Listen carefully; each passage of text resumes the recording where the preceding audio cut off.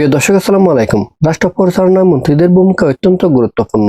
জনগণের ভোটে নির্বাচিত সরকার দেশের উন্নয়ন, প্রশাসনিক কার্যক্রম এবং জনকল্যাণমূলক কার্যক্রম পরিচালনার জন্য মন্ত্রীদের উপর দায়িত্ব অর্পণ করে। কিন্তু প্রায় সময় দেখা যায় মন্ত্রীরা কাজের চেয়ে কথায় বেশি আলোচনায় আসে, অথচ জনগণ কাঙ্ক্ষিত সেবা এবং উন্নয়নের বাস্তব ফল দেখতে পায় না।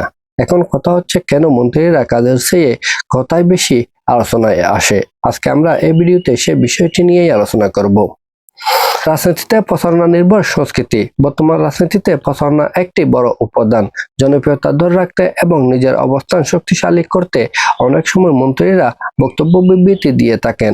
এর বাইরে রাজনৈতিক প্রতিপক্ষকে জবাব দেওয়া, নিজেদের সাফল্য তুলে ধরা এবং জনমন নিয়ন্ত্রণের জন্যই মন্ত্রীরা বিভিন্ন বক্তব্য বিবৃতি দিয়ে থাকেন। ফলে কাজের চেয়ে মিডিয়ায় কথাই বেশি আলোচনায় আসে।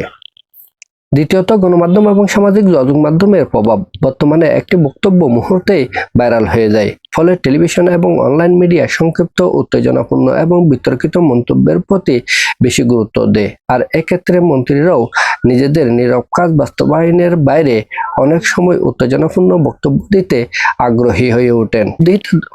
তৃতীয়ত, জবাবদিহিতার দুর্বলতা। গণতান্ত্রিক শাসন ব্যবস্থায় শক্তিশালী জবাবদিহিতার সংস্কৃতি থাকলে জনগণ কাজের হিসাব চায়। কিন্তু যেখানে জবাবদিহিতার সংস্কৃতি দুর্বল হয়, সেখানে কাজের চেয়ে কথার মাধ্যমে নিজেদের ভাবমূর্তি প্রতিষ্ঠার প্রচেষ্টা চালানো হয়। মূলত জনগণের প্রত্যাশা কি? জনগণের প্রত্যাশা হচ্ছে মূলত কাজ, স্বচ্ছতা এবং সেবার মান উন্নয়ন।